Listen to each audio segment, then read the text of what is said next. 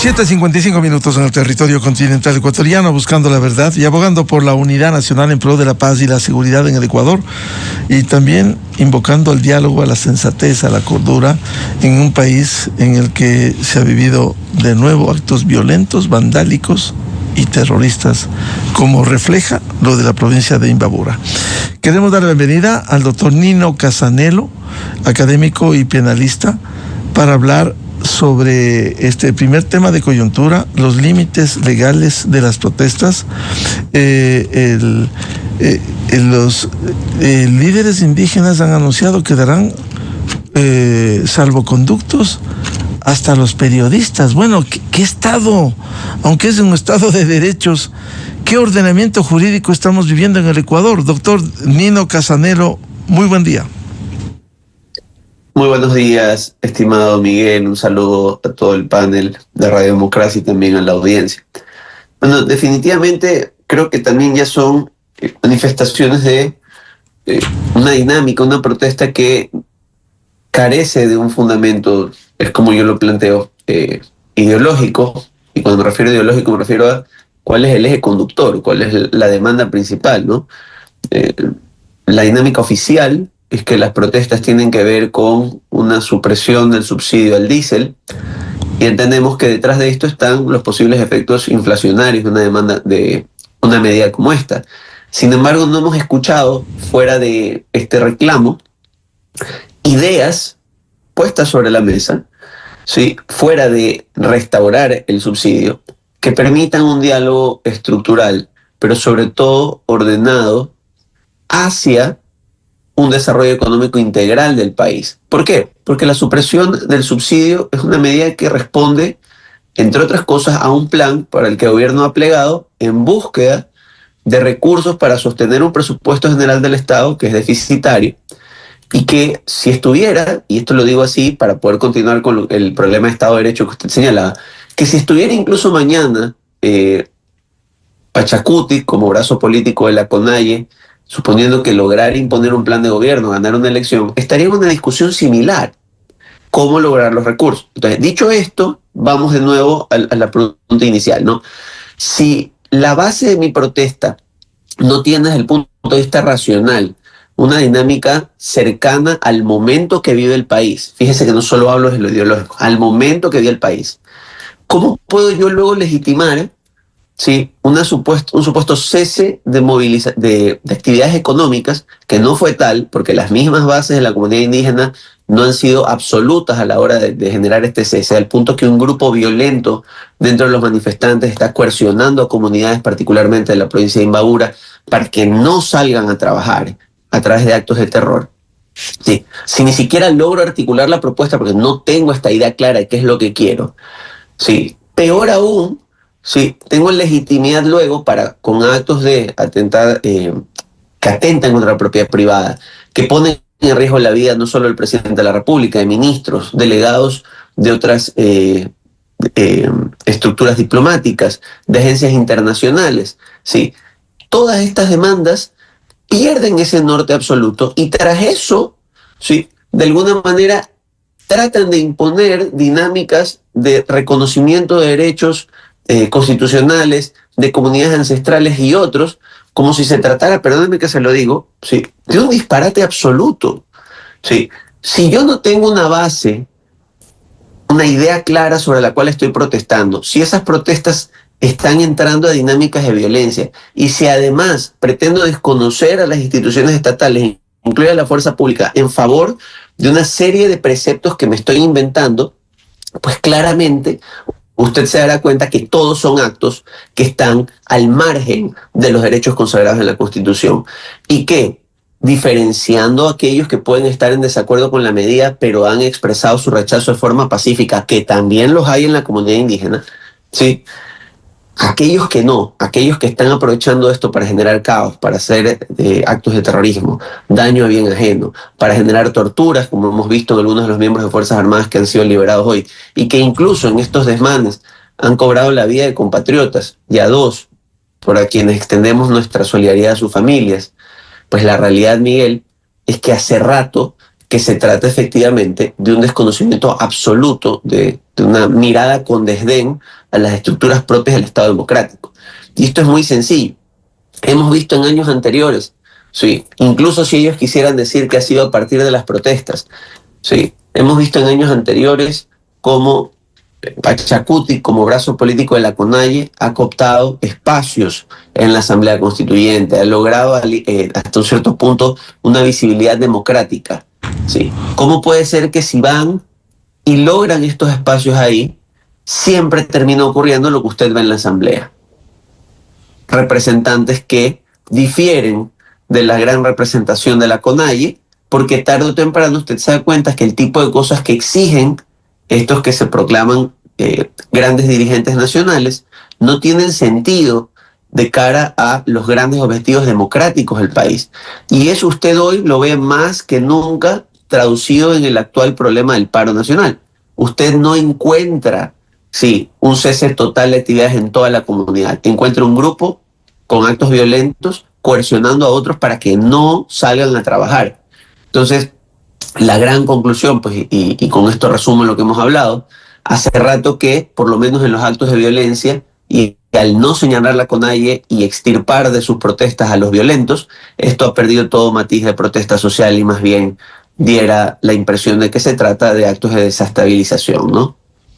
Doctor Nino Casanelo, a propósito de lo que usted señalaba y los militares retenidos por los indígenas, el argumento que se pudo ver públicamente es aplicación de la justicia indígena. ¿No es una distorsión que los militares y los policías que cumplen una tarea en defensa de la seguridad interna, la seguridad externa, la soberanía, la integridad del Estado ecuatoriano, salen a protestar en la vía pública, se toman a quienes quieren poner orden por el vandalismo y el terrorismo, simplemente les llevan a las comunidades y les hacen justicia indígena? ¿No es una distorsión eso? Yo concuerdo con usted, ¿no? Eso bajo ningún concepto puede ser visto como la aplicación de un régimen jurídico vigente.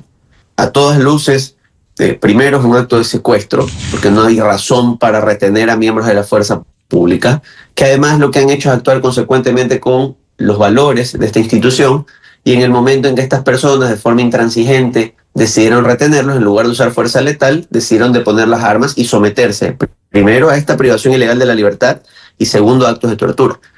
Como hemos señalado con el antecedente antes descrito, no pueden ellos plantear que esto ha sido una suerte de acto ilegal en el medio de una protesta con abusos. No, lo que ha habido es simplemente el desconocimiento del Estado de Derecho, y hoy frente a inminentes investigaciones por secuestro y tortura están pretendiendo darle un hálito de negativa a la antijuridicidad de sus actos, diciéndonos que era la aplicación de un procedimiento de justicia indígena.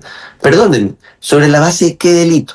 ¿Qué delito comete un miembro de las Fuerzas Armadas que retira un escombro o que está vigilando un convoy humanitario hacia una población que precisamente ha sido aislada de sus recursos, combustibles, vituallas y otros, por la imposición violenta a un grupo reducido? Porque yo quiero, estimado Miguel, con dolor hay que decirlo, termina siendo la CONAIE una institución nacida para romper, si se quiere, la herida histórica que el proceso colonizador dio a nuestros hermanos indígenas. Termina siendo la CONAIE la que enfatiza una supuesta diferencia, incluso tratando de marcar un régimen distinto, una suerte de supremacía. Eso no existe.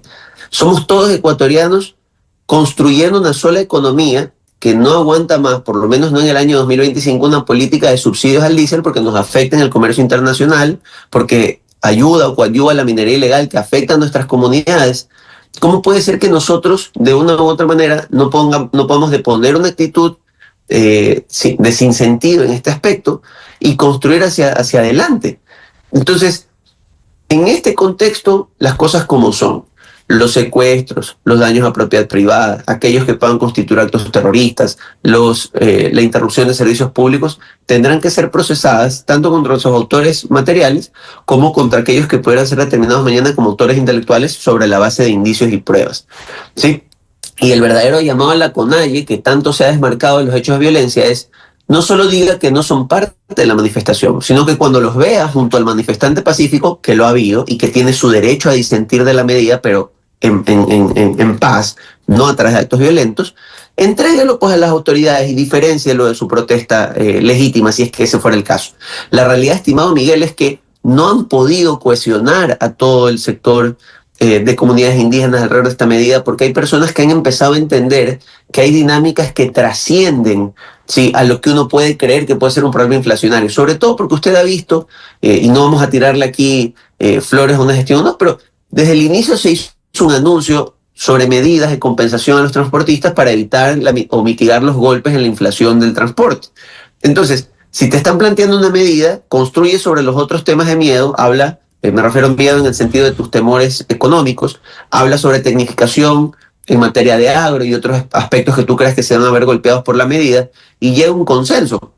Pero aquí ha sido la radicalización del no me quitas el subsidio, pero no, tampoco me das una opción de viabilidad económica. Sí, no me das una opción de cómo yo cumplo este requisito de un multilateral que sí nos presta, a diferencia de otros actores que en el mundo no están tomando esta dinámica, y cómo tú me ayudas a construir una economía que mañana no sea castigada en los tratados de libre comercio que estamos tratando de generar para mejorar ventajas competitivas, porque nos dicen que nuestras economías están subsidiadas o que nuestra producción está subsidiada, que son algunas de las variables con las que uno juega y con las que, insisto, si un día el movimiento indígena logra una mayoría democrática que le permita gobernar desde el Ejecutivo, que le permita tener más espacios de los que ha tenido históricamente en la Asamblea, le aseguro que las bases y su dirigencia se darán cuenta lo difícil que también es hacer frente a la economía de un país, por más que yo plantee ideales distintos, como puede ser el crecimiento en armonía con la naturaleza, cómo es difícil hacer esto si uno no tiene recursos.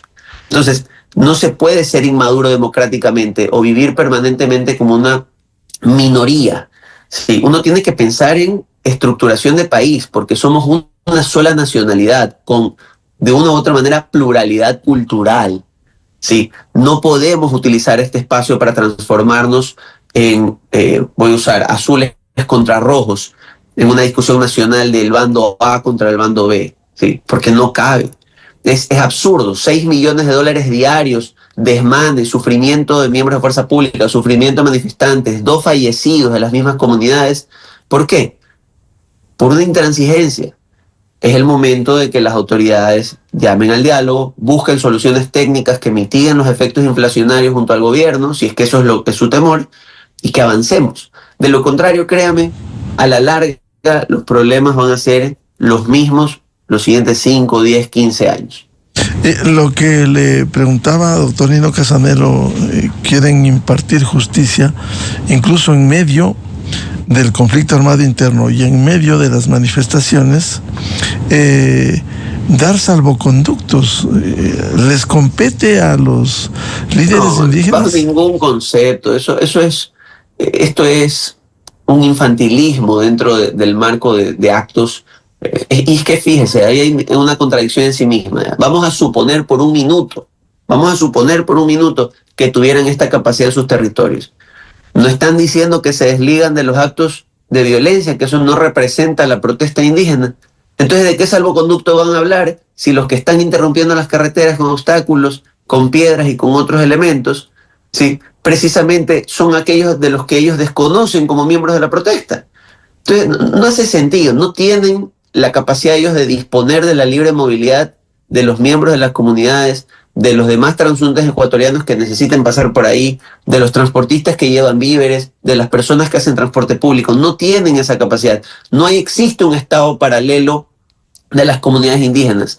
Existe un reconocimiento cultural, sí, histórico de sus nacionalidades por un tema de preservar sus valores culturales. Pero eso no significa que ellos tienen o que son ciudadanos de primer orden contra el resto de los ecuatorianos que somos ciudadanos de segundo orden. No, somos los mismos ecuatorianos, y la visión económica del país, aún alrededor de un tema tan sensible como el subsidio, es: ¿puedes mantenerlo o no puedes mantenerlo? Y cómo mantenerlo no afecta a tus dinámicas, no solo de delincuencia organizada, sino de sostenibilidad económica a futuro. Mira, yo soy muy pragmático en eso.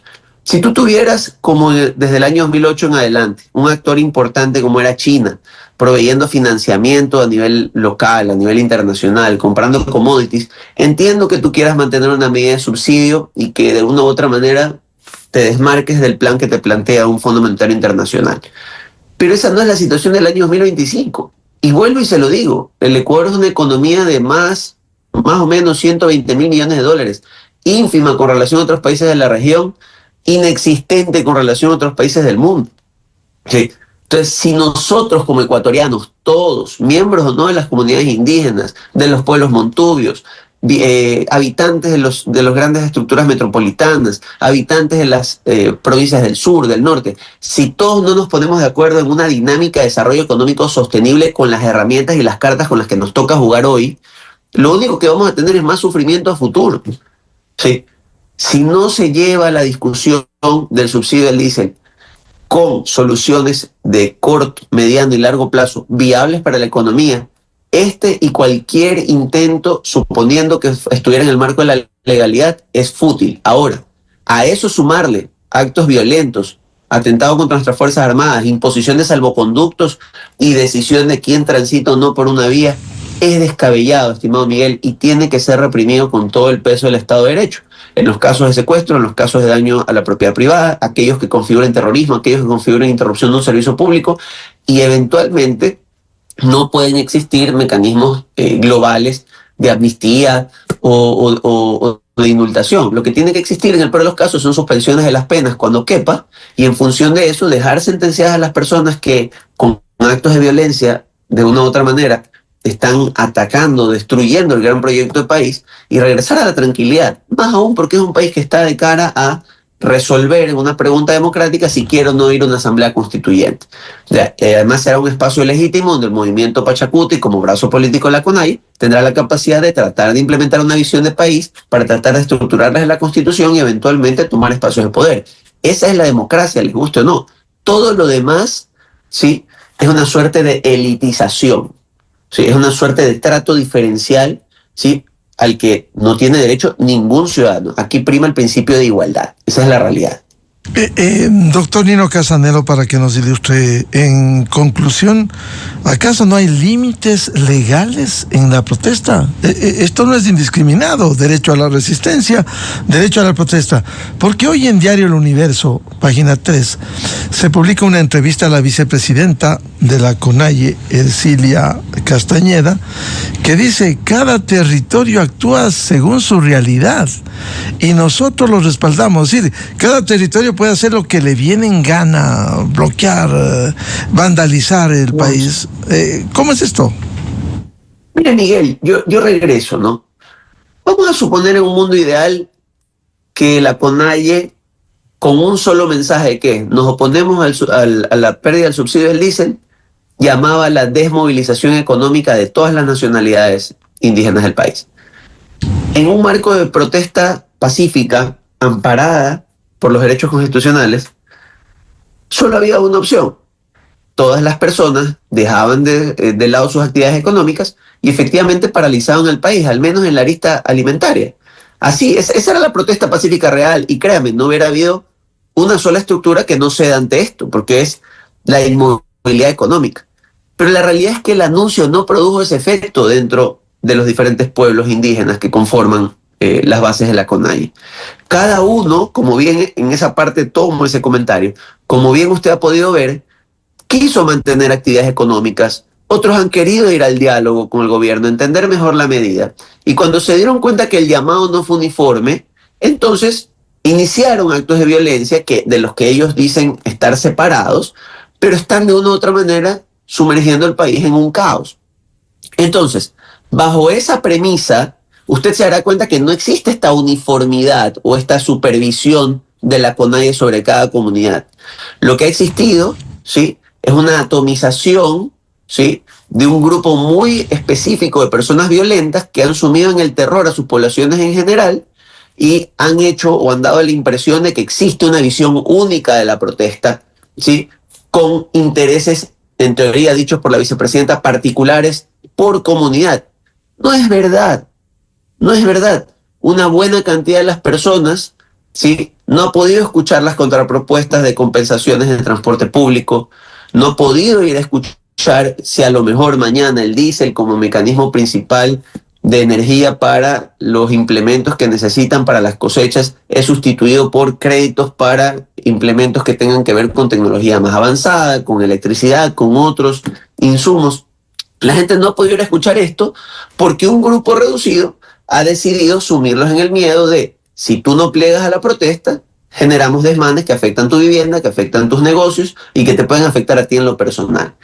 Entonces, con todo el respeto, y se lo digo, ese deslinde de responsabilidad sobre la violencia y ese supuesto nosotros solo estamos aquí para apoyar la protesta natural o legítima de cada comunidad, yo lo pongo en duda, porque no he visto una uniformidad, como incluso usted pudiera establecer hacia el año 2019, con todos los matices de desmanes que se generaron. Usted no ve un movimiento único, usted ve diferentes personas con diferentes percepciones en la provincia de Imbabura, en el Azuay, en el oriente ecuatoriano. Entonces, este abanderamiento, que además muestra la imposibilidad hoy de una CONAIE 2025 y de arropar a las personas alrededor de un concepto que no tiene mayores explicaciones, sí, no nos puede mantener más tiempo en esta ignominia, que además está cobrando vidas de compatriotas. Y yo creo que la lógica dicta que ellos depongan un poco esta posición, se acerquen a hablar con el gobierno, ¿sí? Y propongan a sus comunidades cuáles son las soluciones y por qué se toman a corto, mediano y largo plazo. Todo lo demás diera la impresión de que es un intento de desestabilización para cosechar o generar réditos políticos futuros, que a la larga no van a ser sostenibles, se lo anticipo a los compañeros de las comunidades, porque en el fondo el grave problema del país es su sostenibilidad en un mundo multipolar, donde nuestra economía, en la medida que no crezca ordenadamente y con el acuerdo de todos, sí, nos va a debilitar cada vez más. Ahora, desde un proceso penal, doctor Nino Casanelo, ¿qué debe pasar? Hubo la muerte que está investigándose en la policía de un comunero de Cuicocha y los 17 uniformados retenidos, quienes aparecieron ayer bien golpeados, fueron al hospital militar. ¿Qué debe pasar con ese proceso penal? Con ese y con cualquiera de los procesos que se inicien, tienen que seguir el trámite de debido proceso, establecerse los elementos que acrediten o no la responsabilidad de las personas, incluido el del señor Fueres, ¿sí? Y entender que lo que pudo ser una situación de exabrupto o un exceso en una causal de legítima defensa o simplemente un acto de brutalidad policial, ¿sí? No desdice la labor de las Fuerzas Armadas, que en otros casos, como el de los retenidos, decidieron deponer las armas para no someterse a esa tensión con los manifestantes y que más bien ellos sufrieron embates de tortura y privación de libertad. Todos los casos, aquellos donde sean víctimas los miembros de Fuerzas Armadas o aquellos donde se pudiera establecer un exceso con relación a manifestantes, ¿sí? Incluso aquellos que pudieran haber generado actos de violencia, ¿sí? En todos tendrá que imperar el Estado de Derecho, se llevará la investigación hasta el final y tendrá que aplicarse sanciones si se determina inequívocamente responsabilidades. Esa es parte de la madurez democrática de un país. ¿Sí? ¿Qué significa? Investigación previa cuando quepa, si es que fue flagrante la instrucción fiscal, la acusación, el juicio y la sentencia. Ahora, que en el marco de esta coyuntura puedan someterse a procedimientos alternativos, habrá que verlo. Pero es parte de las dinámicas propias de estos espacios de violencia, que hay que decirlo con todas sus letras, llegan a esto porque no se sostienen desde las ideas, sino desde la imposición, digámoslo así. Y con eso el país tiene que entender que no va a ir hacia ningún lugar. ¿Y qué debiera pasar si se llega a concretar la Asamblea Constituyente? El primer paso es ir a las urnas del 16 de noviembre para ver si el pueblo ecuatoriano favorece la convocatoria a la Asamblea Constituyente y hacer un nuevo texto constitucional. ¿Qué debiera pasar con la justicia indígena? ¿No hay una distorsión de lo que se aplicara en esa nefasta Constitución de Montecristi 2008, cuando el artículo 171 de la justicia indígena da espacio? Dice, las autoridades aplicarán normas y procedimientos propios para la solución de sus conflictos internos, en el caso de las comunidades indígenas, sus conflictos internos, pero que ellos salgan a la vía a retener a militares y policías. ¿Eso es del ámbito de la justicia indígena? Ni siquiera hoy, Miguel, eso es lo que comentábamos hace un momento. Ellos no pueden hacer pasar como actos de autoridad lo que claramente han sido de una u otra manera, actos ilegales, aquellos que tengan que ver con bloqueo de vías, con destrucción de bienes policiales o de Fuerzas Armadas, no lo pueden hacer pasar como que se trata de un acto legítimo de justicia indígena. Y yo no creo tampoco que se deba desconocer la potestad de ellos en determinadas cuestiones de aplicar sus costumbres ancestrales. Pero tal vez es una constitución que deba dejar claro que está limitado ¿sí? Tal vez, por ejemplo, a temas contravencionales o que en la justicia ordinaria puedan ser contravencionales, pero no más con temas como delitos, porque no es el primer episodio. Recordará usted hace unas semanas se tenía la polémica, unos agentes en el marco de lo que parecía ser unas labores de seguimiento, o no, ya se esclarecerá, fueron retenidos a cuenta de un supuesto acto de justicia indígena también. Entonces, si esto se va a transformar en carta blanca para retener a personas y someterlos o de alguna manera no ponerlos a disposición de autoridades competentes jurisdiccionales ordinarias, pues claramente vamos a tener un desbalance. Yo creo que la Constitución o la constituyente en este tema debería dejar más claro todavía que esto se limita a cierto tipo de acciones, pueden ser contravenciones o cuestiones, digámoslo así, menores de composición entre ciudadanos, ¿sí? Pero que existe una justicia al final del día única a la que se somete todo el país, que de hecho es lo que hay hoy. ¿Ya? Incluso con la redacción actual no podemos dar carta blanca a una persona, cuenta de justicia indígena, a retener contra su voluntad a alguien, a someterlo a tratos de tortura, menos aún si son miembros de la Fuerza Armada. En eso hay que ser categórico, ¿no? Y lo otro, doctor Nino Casanelo, ¿qué piensa usted de la consulta popular del 16 de noviembre? Una de las preguntas tiene que ver con la viabilidad constitucional para la ayuda militar extranjera en bases ecuatorianas en medio de lo que vive el Ecuador, conflicto armado interno, que necesita ayuda el Ecuador. ¿Cómo ve usted este tema? Mire, yo creo que en el contexto tan complejo, en las dinámicas de delincuencia organizada transnacional que vive el país, es sin duda alguna una ayuda. Además, afianza relaciones en esta nueva dinámica 2025 del mundo, es realmente nuestro principal aliado y eje de influencia, que es Estados Unidos de América. Y con esto es lo que me anticipo, lo hago por los anuncios que ha hecho el gobierno nacional, es porque es lo natural que si se va a instaurar una base, corresponde a Estados Unidos de América, porque es la potencia regional con la que además se ha establecido mejores vínculos internacionales hoy. Y es uno de los principales destinos de la droga que pasa por el Ecuador, siendo el segundo Europa. Entonces, desde mi perspectiva, respetando también el criterio de quienes disienten, y de lo que algunos dicen desde el punto de vista estadístico, creo que nos ayuda en materia de seguridad y nos da una mejor relación con un socio estratégico. En ese sentido, sabemos que además el pueblo ecuatoriano en términos generales aplaude, entiendo yo, esta relación histórica con Estados Unidos y con otras potencias, y entiende toda ayuda como beneficiosa en el gran marco de la discusión de seguridad, ¿no? Creo que en ese sentido es muy posible que sea una pregunta con resultado positivo, vista desde lo político, ¿no? Ahora depende mucho de nosotros y de la capacidad de este gobierno y los que vengan, ¿sí?, de mantener esa buena relación y que este acuerdo sea fructífero, es decir, poder aprovechar toda la ayuda que nos proporcionen desde este espacio, ¿no?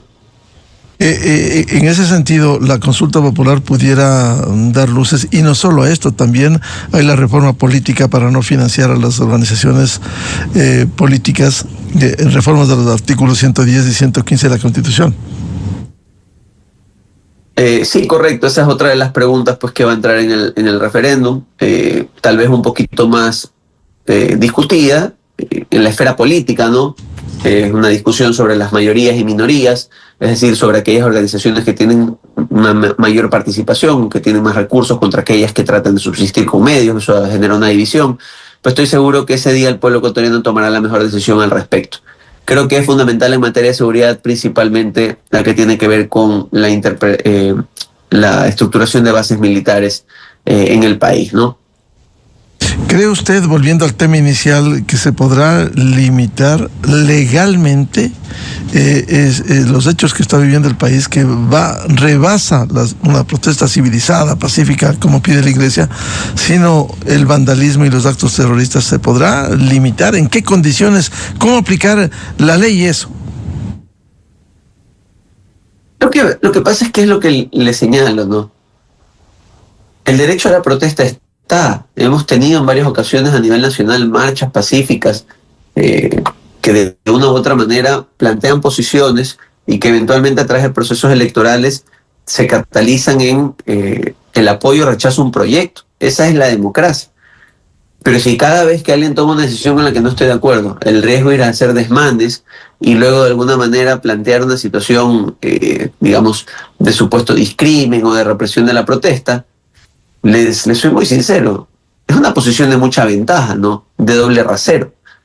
yo no creo que uno debe terminar con la capacidad de protestar, es parte de los ejercicios democráticos, pero lo que sí tiene que tener claro la ciudadanía es que donde se ocasionan desmanes, ahí va a actuar el Estado de Derecho y va a procesar, ¿ya? Y a veces, en esto tal vez yo sí soy un poquito más creyente en las dinámicas económicas, lo que tiene que el país apuntar es a un mejor control de su economía para que varias de estas sanciones también impacten económicamente a los actores, ¿sí?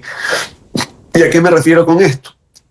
Tener una mejor identificación de cuáles son los grupos que salen a generar estos estragos, no solo desde quienes los hacen directamente, sino quienes los mentalizan, y a quienes los mentalizan, ubicar los recursos que destinan para estas cosas y de una u otra manera extinguirles el dominio, procesarlos por su utilización nefasta en calidad de autores mediatos y otras variables, ¿no?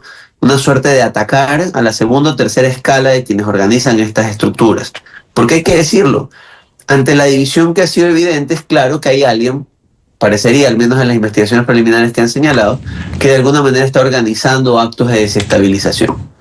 ¿Quiénes son? La policía probablemente lo dirá. Si no hay indicios o pruebas, yo no le voy a endilgar esa responsabilidad a nadie. Que sí puedo decir, y ojo, no endilgando responsabilidad penal, pero sí política, sí es muy cómoda la posición de la CONAIE de decir que no los representan los intereses, no los representan los manifestantes violentos, pero no hacer nada para desenmascararlos o ponerlos a órdenes de las autoridades. Bien, como siempre, muchas gracias. Atención a la revista de Opinión Democracia, al académico y penalista doctor Nino Casanelo. Nino, muy amable. A usted, Miguel, un saludo a todo el panel y a la audiencia de Democracia. Saludos. Muy amable. 8:27 minutos en el territorio continental ecuatoriano. Vamos a una pausa. Ya volvemos. Diálogo previsto con el ingeniero Marco López, ex superintendente de compañías, ex delegado de la Junta Monetaria.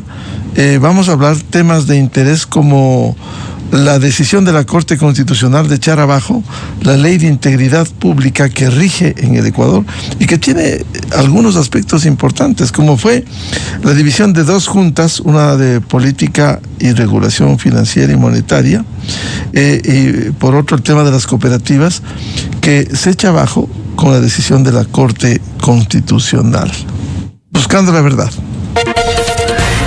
Desde 1984 con Gonzalo Rosero.